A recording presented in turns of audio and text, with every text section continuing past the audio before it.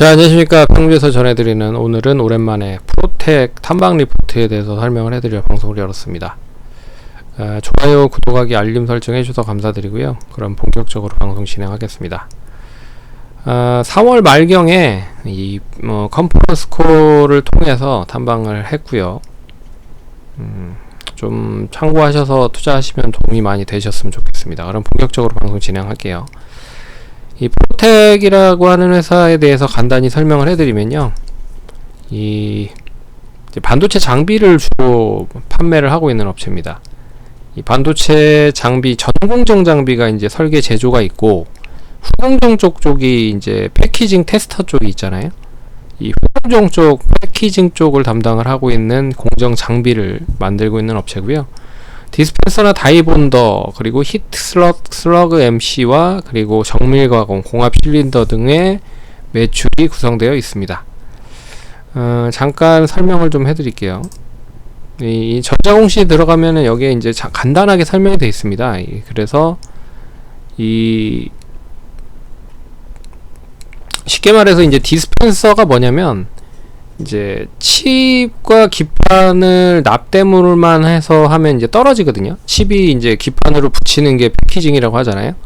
근데 납땜으로만 하면 떨어지기 때문에 거기에 다양한 형광체를 분사를 해줍니다. 용액을 분사를 해줘서 어떻게 보면 조금 더 코팅과 칩과 칩을 좀 하는 거죠. 이제 그런 이제 공정 장비를 이제 디스펜서라고 설명을 할 수가 있고요. 다양한 범용성이 있습니다. 그 범용성이 이제 LED 쪽에도 들어가고 스마트폰 쪽 제조 쪽에도 들어간다. 그래서 여기 보시면 LED 패키징 공정과 그리고 이 모바일 폰 쪽 관련된 디스펜서도 공급을 하고 있다. 근데 기본적으로는 반도체에 많이 하고 있다 라고 생각을 하시면 될 것 같습니다.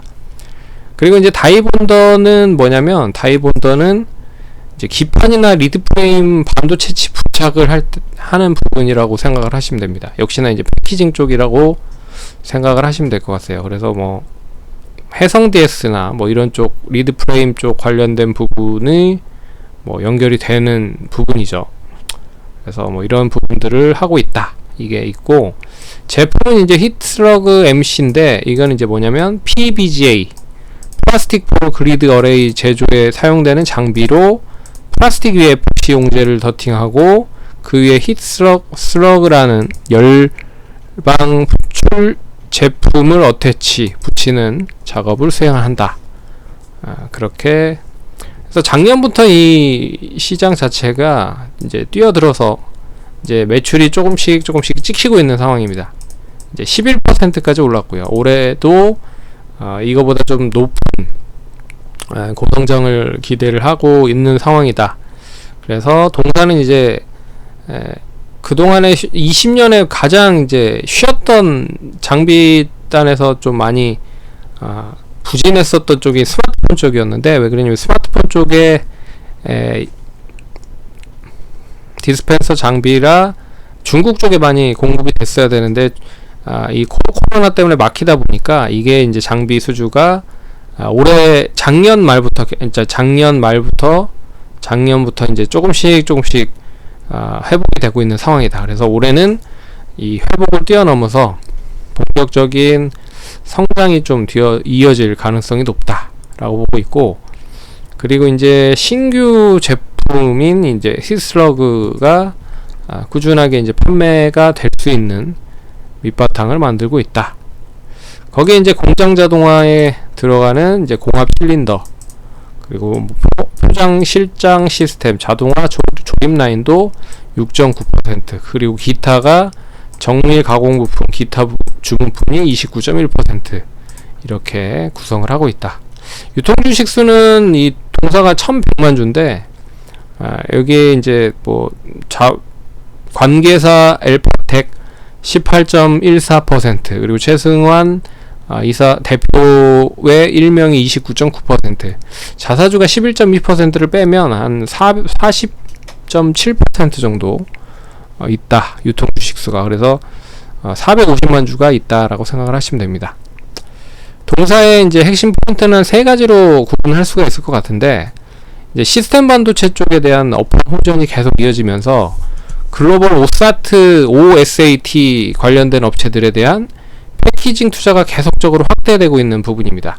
그럼 이제 동사 같은 후공정 장비 쪽에도 계속적으로 수혜가 되고 있는 부분들이기 때문에, 그리고 패키징 기술에 대한 업그레이드가 계속 이어지고 있어서 동사 같은 디스펜서에 대한 수주도 계속 늘어나고 있는 부분이고, 거기에 대해서 디스펜서 관련된 부분도 조금씩 업그레이드 되면서 장비가 수주가 되고 있는 부분들이라 이것도 이제 긍정적이다.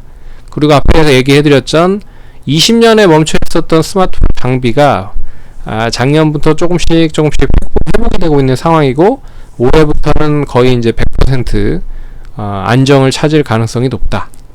그리고 이제 신제품이 다양하게 동사가 만들어 놓은 게 많습니다. 그래서 뭐 전자차폐 관련된 부분도 있고요. 스마트폰 전자차폐, 그리고 갱본더, 그리고 마이크로 LED를 이미 어느 정도 만들어 놓은 상황인데, 어느 시점에 이제 개화가 되는지를 보고 동사가 본격적으로 영업을 할 거다.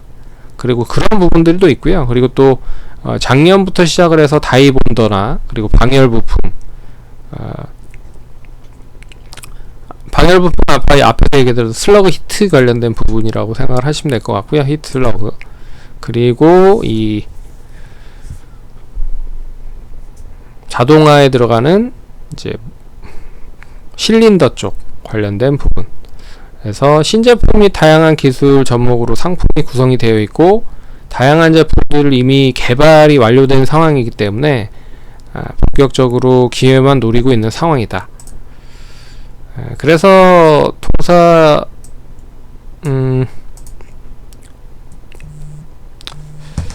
점수에 대한 부분은 한 이 정도로 뭐 구성을 했어요.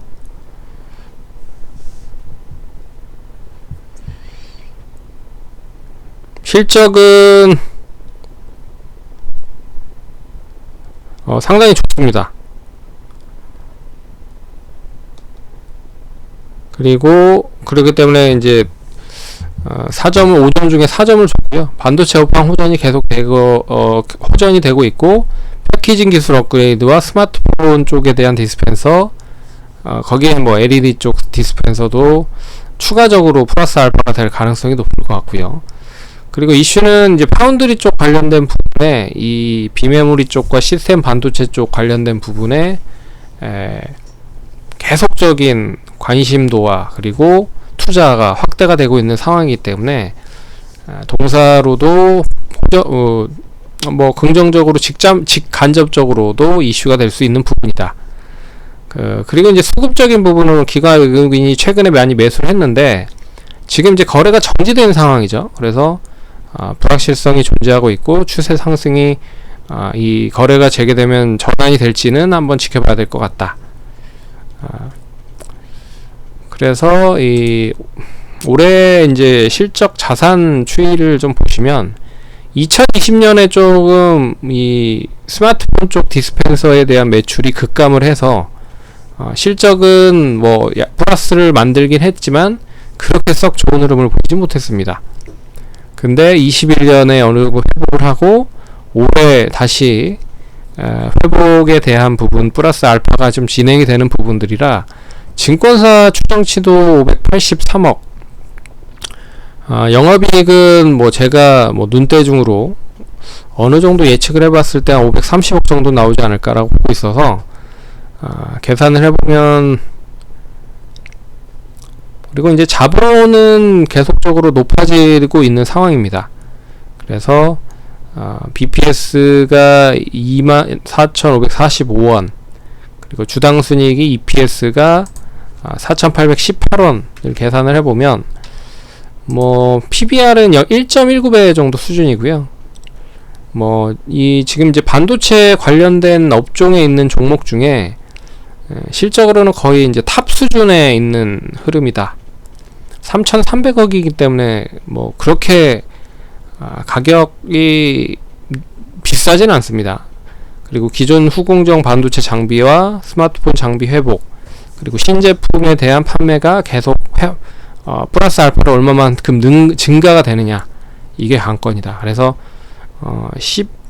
멀티플 10배에서 한 9.5배 적용하면 못해도 한 48,200원에서 45,750원 뭐 이 정도 수준까지는 갈 수 있지 않을까라고 보고 있어서 지금 뭐 이제 정지가 된 상황이죠. 한 3만원 정도 유지가 된다라고 하면 앞선 고점 39,000원 잡고 39,000원 잡으면 이제 52주 그러니까 역사적인 신고가를 가는 부분들이라 이제 4만원, 45,000원 뭐 추가적으로 상승할 수 있다라고 보고 있습니다. 근데 이게 정지에 대한 부분을 좀 간단하게 얘기를 해드리면 이제 추석 미기재로 인해서 고의성 여부에 대한 회계 관련된 부분인데, 그래서 이 가장 중요한 게 고의로 했느냐, 회계 관련된 부분을 고의로 했느냐 아니면 고의적으로 하지 않았느냐, 이게 관건이라고 얘기를 하더라고요. 근데 이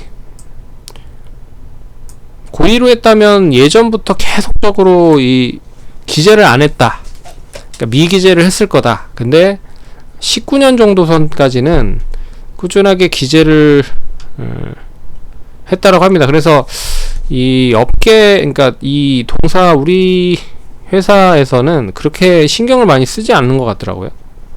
그래서 5월 19일까지 조사가 된다라고 하고 이제 5월 27일까지 얘기가 나오고 있는데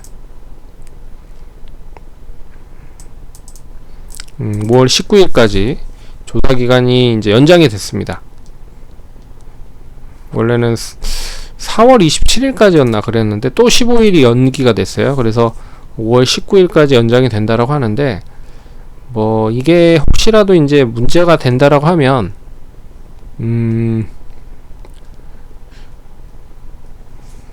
뭐 회사 입장에서는 상당히 좀 당혹하겠죠. 당혹스럽겠죠. 하지만 뭐 제가 봤을 때는 그렇게 큰 의미를 두지는 않고 있다 라고 생각을 하고 있어서 뭐 좀 잘 해결이 될 것 같습니다. 예.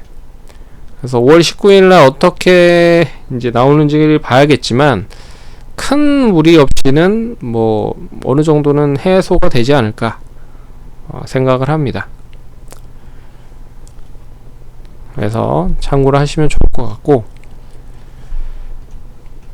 뭐 시가총액이 3천억 정도 수준이기 때문에 그렇게 이게 큰 회사는 아니죠. 그렇기 때문에 이제 회계 처리 기준 위반을 했다라고 해서 이게 이제 그 고의성 여부로 인해서 정지가 된 거잖아요. 근데 뭐 실적이 계속 적자였었던 거 아니고 그리고 그 해당 관련된 관계사 있죠. 관계사 이제 2대 주주로 있는 관계사 실적도 뭐 그래서 좋은 흐름을 보지 못했지만 그 회사가 규모가 엄청나게 크다, 엘포텍. 그러니까 규모가 엄청나게 크다라고 해서 하면 이제 문제가 커지겠지만 규모도 그렇게 크지 않습니다. 그러니까 이 회계 처리 기준 위반을 했다라고 하긴 하지만, 그러니까 대주주와 그리고 관계사와 이렇게 여러 가지 부분이 이 고의로 좀 얘기가 나온다, 뭐 이런 부분인데, 뭐 규모가 크지 않기 때문에 그 부분도 제가 봤을 때는 크지 않을 것 같다. 그래서 무리 없이 5월 19일 날은 뭐 특별한 일이 없으면 다시 재개가 되지 않을까 그렇게 생각을 하고 있습니다. 성공 투자하시고요. 그럼 다음번에 또 찾아뵙도록 하겠습니다. 감사합니다.